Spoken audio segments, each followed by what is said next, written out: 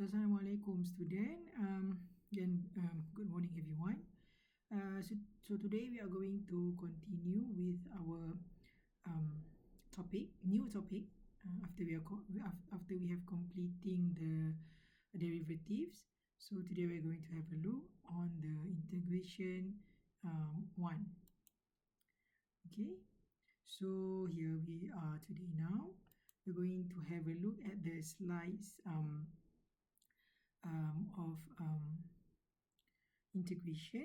Okay, so today's topic is on antiderivatives, areas under curve, and also the definite integral. So as you know, students, the idea of derivatives is actually finding the areas under a curve. Okay, as we can go further, you're going to see the thing that we are going to can do with the integration is also volume, okay, and also area, okay, and then after that we are going to have a look at the definite integral. Okay, so what is antiderivative, students? So the goal of differentiation is to find the derivative of f prime of a given function of f. So we can always recover a function from its known derivative by using the reverse process called anti-differentiation. Okay, according to the definition below, so have a look at the definition below. A function f is an antiderivative of f on an interval I if f prime x is equals to fx for all x in I. Okay. The process of recovering a function fx from its derivative fx is called anti-differentiation. Okay, capital letters such as f is used to represent an antiderivative of a function f, g to represent an antiderivative of g, and so forth. Okay, as you can see here, right? So from fx to f capital X to f small letter of x is called derivative, and from f small letter to the capital letter fx is called antiderivative. So basically the antiderivative is integration. Okay. Okay, next. All right. Example here. Find an antiderivative for this function. Fx is equals to 4x. Okay. So again, students, antiderivative is integration. So as you learned in school before, integration is you need to, okay, what?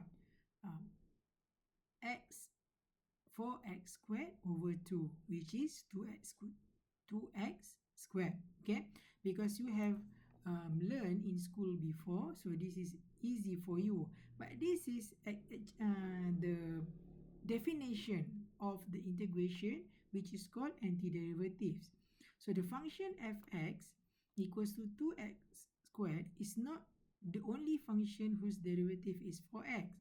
The function 2x squared plus 4 also has the same derivative. Hence, we can conclude this in the following theorem. Okay, so what is the theorem? How to find the general antiderivative is by, if f is an antiderivative of f on an interval I, then the most general antiderivative of fi is fx plus c. So remember, student, for the antiderivative or integration that has no limit, you need to plus c, which c is an arbitrary constant.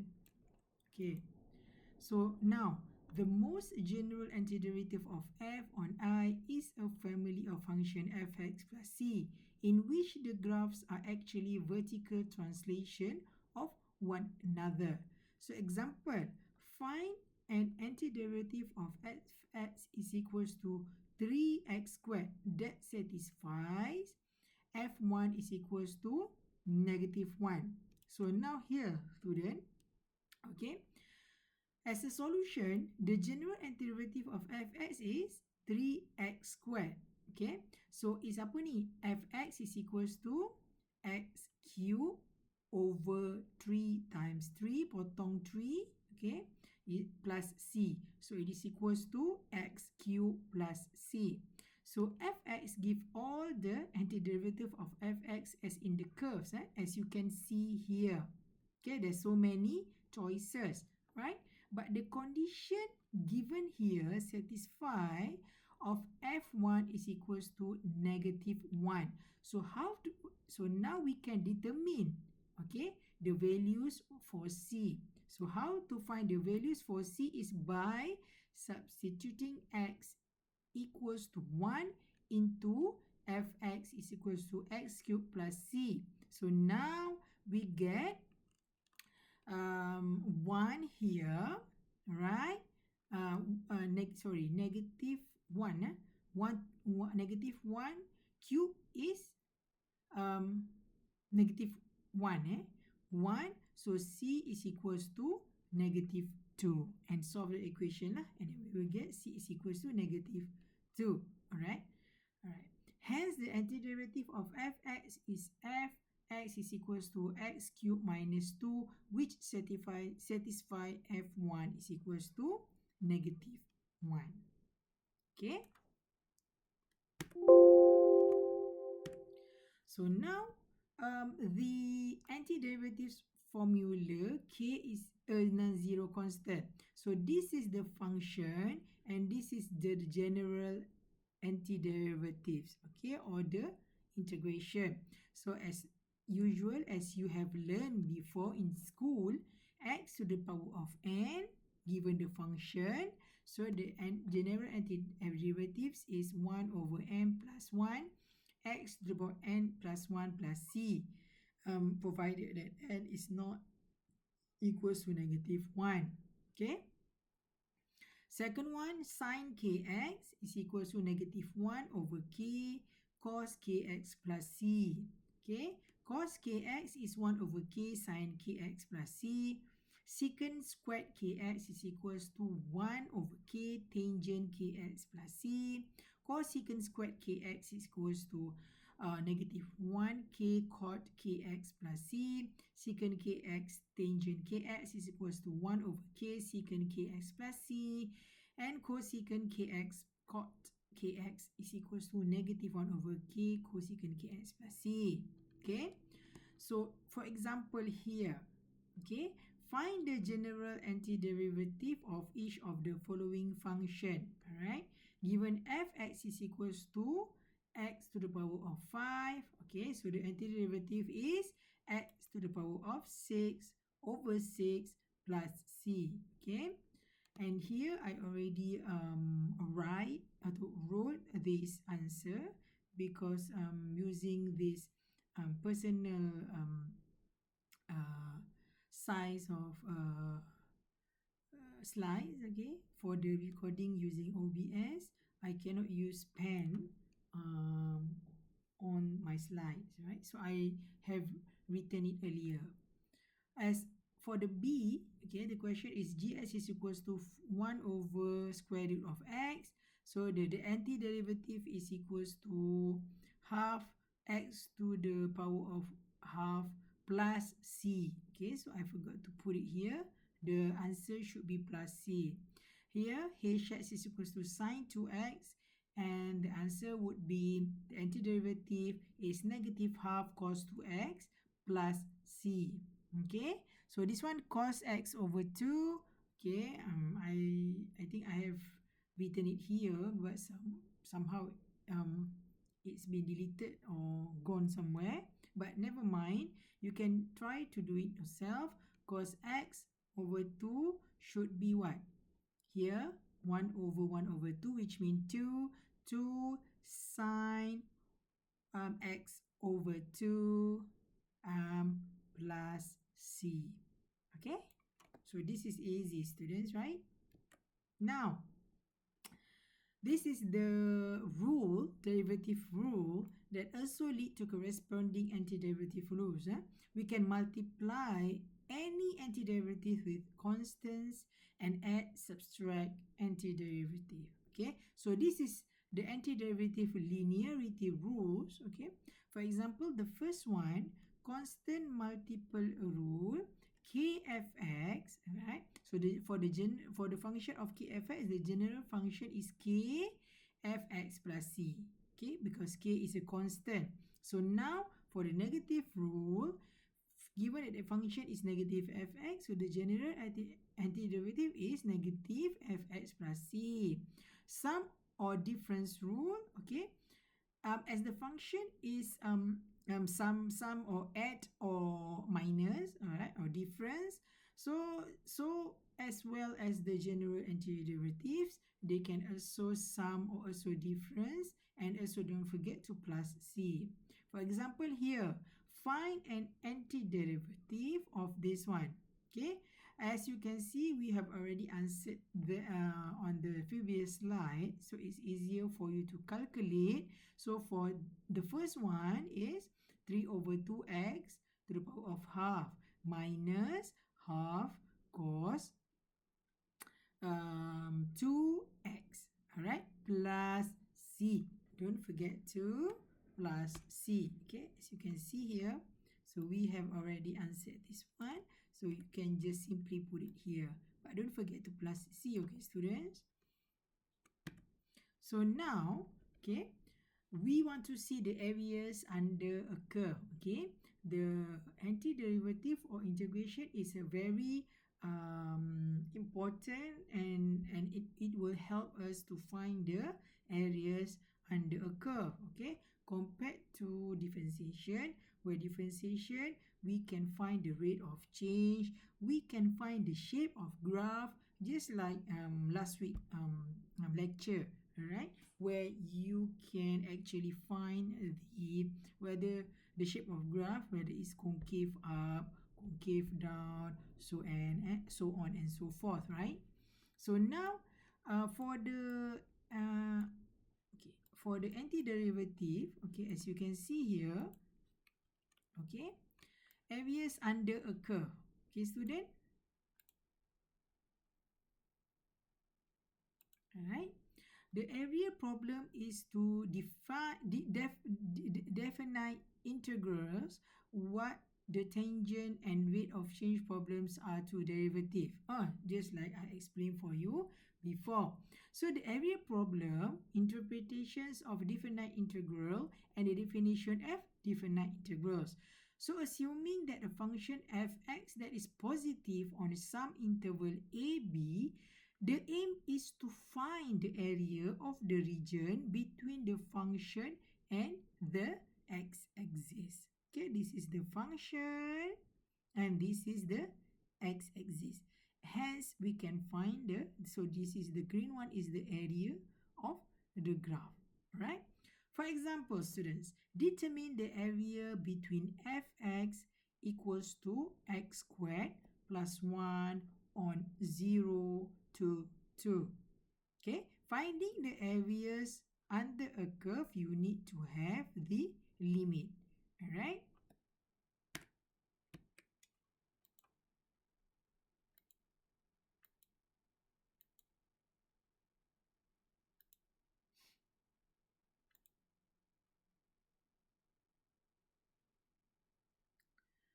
Okay. So now, okay, from the previous question, so the first one, we are going to have a look on the right endpoints. Okay, what is the meaning of right endpoints is here.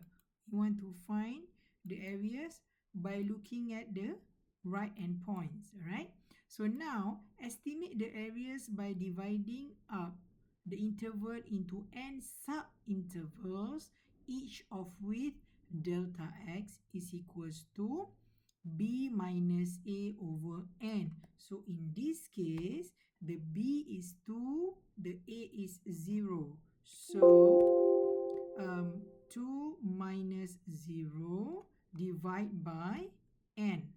Okay. In this case, right?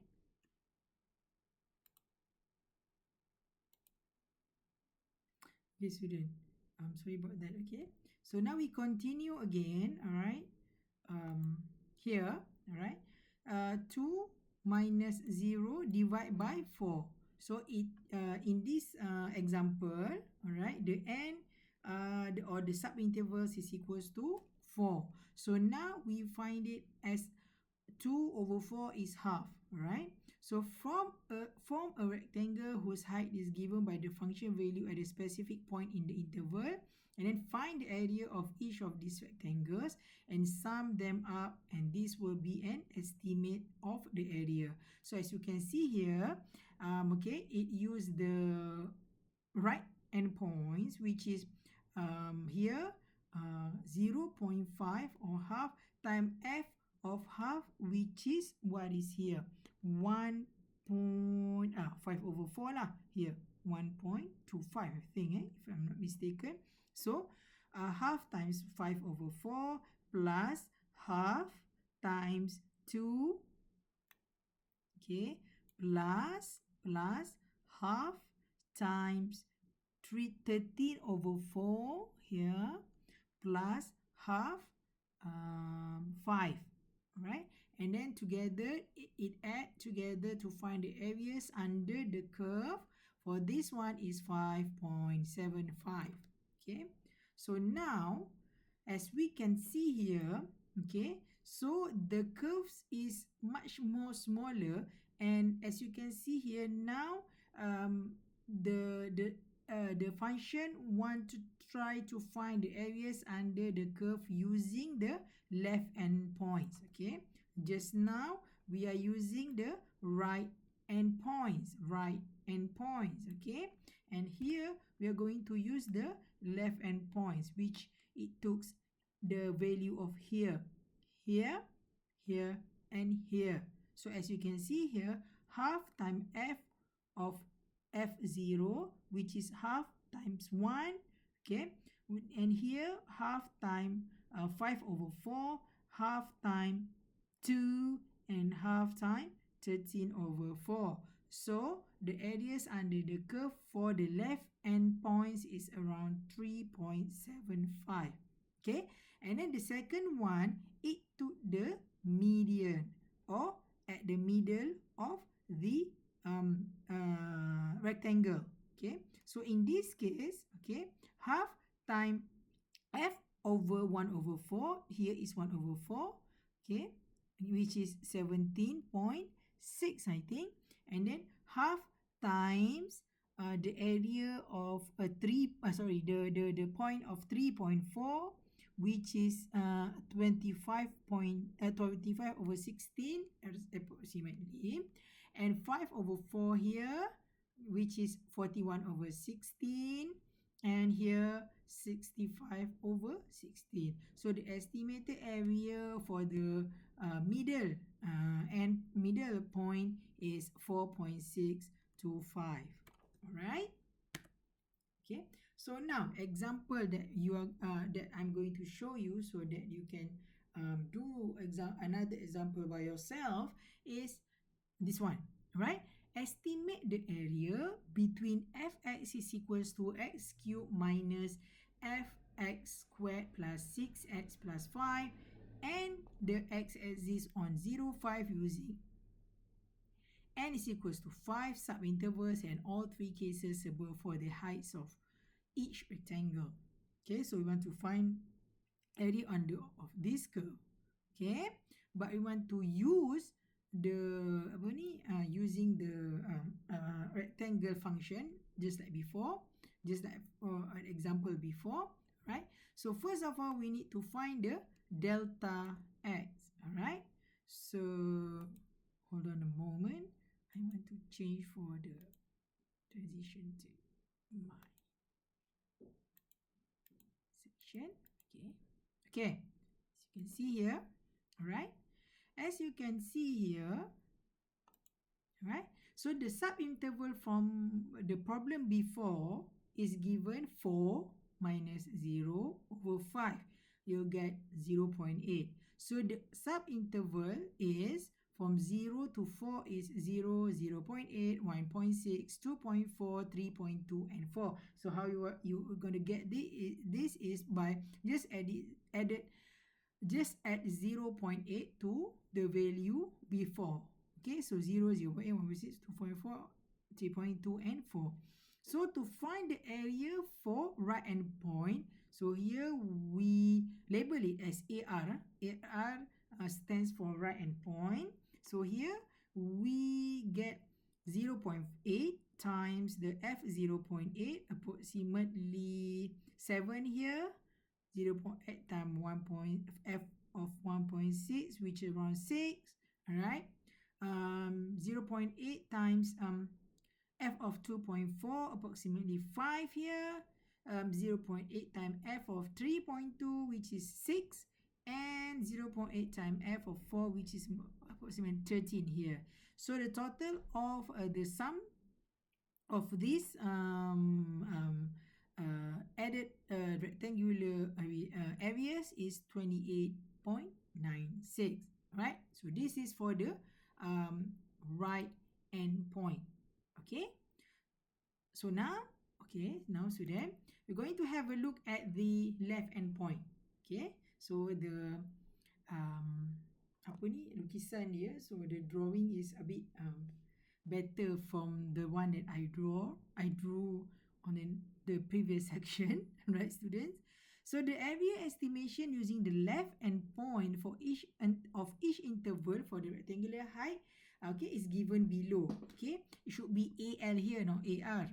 AL is equals to, all right, it took the left hand point, so 0.8 times F0, which is 0.8 times 5 plus 0.8 times 7, 0.8 plus 6, 0.8 plus 4, and 0.8 plus 6, I think, 6, and total together will be 22.56. Okay, all right, students, now we're going to have a look at the midpoint. All right, so at the midpoint, the estimation is, all right, f of 4 is around 6 point something something here. Okay, probably I think it's 6.25, 6.25, and then 0.8 times also 6.25. Here 0.8 times 4.5 probably, and then 0.8 times 4.25, and 0.8 times 8, estimation. This is only the estimation lah. So you'll get the AM is equals to 25.12. Alright, student?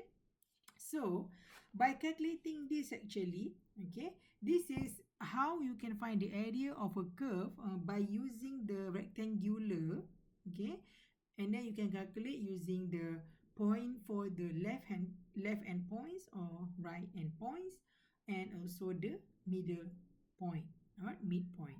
Okay, and then if you integrate it, all right, and then using the limit, all right, given, for example, 0 to 4, okay, you get the answer around 76 divided by 3, which is 25.33. Okay, if you compare the answer, it is actually very near to the answer for the AM. Okay, the area of midpoint. Okay, so because if you can see here, student, this is estimation, area estimation. Why? Okay, because you can see here the area here is also being calculated. Okay, but the area here is not calculated. This is for midpoint. Okay, if you see for the, if you took the left end point, okay, area here and also here is not calculated, but area here and here, area here and here is calculated, but area here and here is not being calculated. Okay, but that's why it is called an estimation. Okay. Okay, why is this important for you? This is because, all right, we want to go further, okay, for the definite integral. Okay, so now, student, the definite integral, okay, hold on, I didn't change it first. Okay, So as for the definite integral, students, okay, a definite integral is an integral with the upper and lower limits of integration. Okay, so we have the integral signs, we have the lower limit integration, which is called A, we have the upper limit of integration, which is called B. So the function is the integrand, okay, and fx dx, x is the variable of integration. So we call it integral of f from a to b. So when you find the value of the integral, you have evaluated the integral and you will get the right answer. So the first fundamental theorem of calculus allows definite integrals to be computed in terms of indefinite integrals. Since if f is the indefinite integral for a continuous function fx, then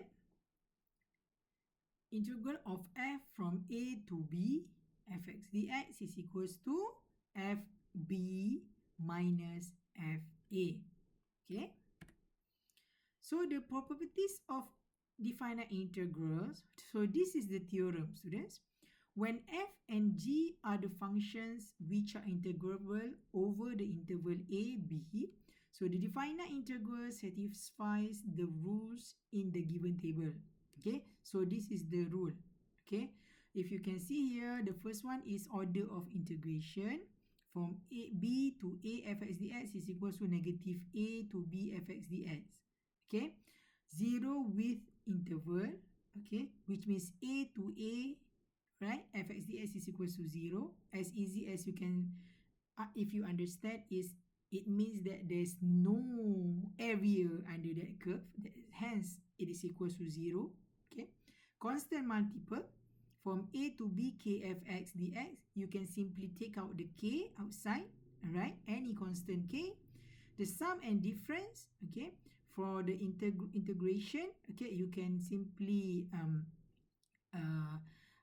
adding in the integration, or also you can simply take it out, okay, doing one by one, right?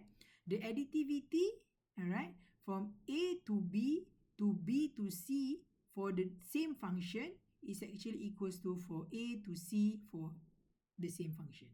Okay, for max and minimum inequality, if f has maximum value max f and minimum value min f of on a b, then min f b minus a is smaller or equal to integration of a b fx dx, which is smaller also and same as max f b minus a.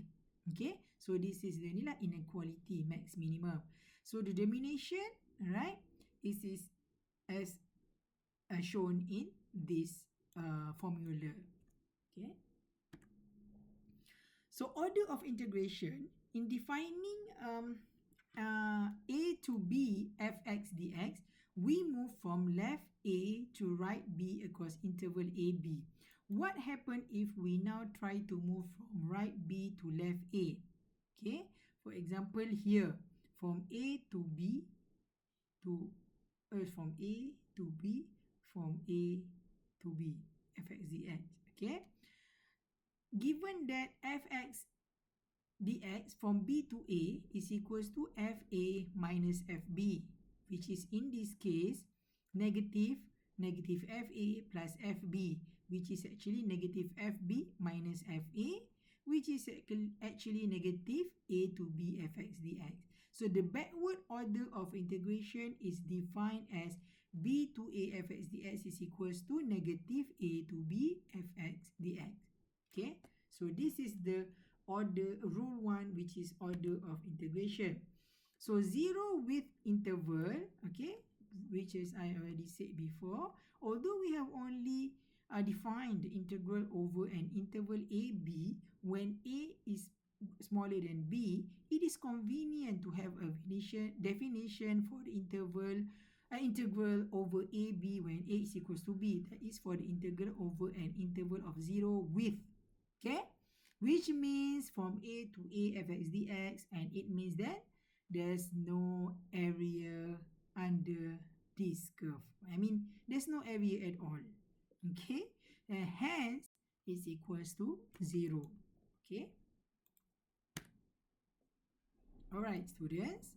All right, now, okay, constant multiple. All right, constant multiple, as you can see lah here, this is like if k is equals to 2, which means the same function 2, so we just add up lah this thing together, times this thing together, and you can just bring the k outside, and it's equals to 2 times of the a to b fx. All right, this one is easy. So the rule number 4, sum and difference, okay, which means if you can sum it all together here, and or you can take it out for easier calculation or easier when you want to integrate one by one. Okay. Okay, so this is the additivity for the definite integral. All right, from a to b to b to c is the same as for a to c, and this is the minimum and maximum inequality. Inequality, all right, as shown as in the graphs. All right, and also as the domination. Okay, so now using the definition of the definite integral, compute the following. Okay, as you can see here, I already compute it to you so that it's easier for you to see. Right, so now given that the function is x squared plus 1 dx, you need to integrate it from 0 to 2. Okay, integrate it as usual. This one is quite easy. It is equals to x cubed over 3 plus x. Okay, with the limit from 0 to 2, and you get 14 over 3. But now using the result from A, evaluate of each following, meaning that you don't have to integrate it again here, but using the result, because we want to use the rule before. Okay, all right, so this one, okay, so this one we use from 2 to 0, x squared plus 1, which means the negative of this one. All right, so we just get the answer which is the negative 14.3. Okay, C, as for C, is 0 to 2, 10x squared plus 10x. So we know that this is actually 10 times of the function. So we take out the k here, which is 10. Okay, so we just times or multiply 10 by 14.3, 14 over 3. So we'll get 140 over 3. So as of here, it's just the same. The only difference is it used t. Okay, in our case, it used x. So it's just the same. So is the answer should as well be the same, which is 14.3. Okay, student. So if you have any question, all right, regarding this pre-recorded lecture, all right, please ask question in our WhatsApp group. Okay, I try to answer it over there if you have any question regarding this topic. Okay, so to move on, I will leave you with the quiz. Okay, the first one is evaluate the following definite integral, and the second one is given that this one, okay, determine that the value of this one is this one. Okay, so now I will leave you with this quiz. Okay, you can answer the quiz and also submit it like we did in our class before. Submit it through the WhatsApp. Okay, I will save it all together, and please students, to get the to prepare the answer, to send it to me, please use cam scanner. Okay, scan it and save it as PDF, and please put your name. Okay, I think from 46 students, I think there's there were students who didn't send your answer, and then there are also students, I think three or four of you didn't use your name as a file name. Okay, and this is really really annoying for me lah, because I don't know who are you. Okay, please use your name and then .pdf. For example, if my answer, I took a picture of my answer and then save it as PDF, I put it dila.pdf or adila.pdf. Please student, okay? This is very simple um, instruction, okay? So I guess that's all from me for today. So please, I think I recorded this lecture for 40 minutes, and you can have your own break for 5 to 10 minutes, and then you can answer the given quiz, and you can submit to me the quiz by 12:45.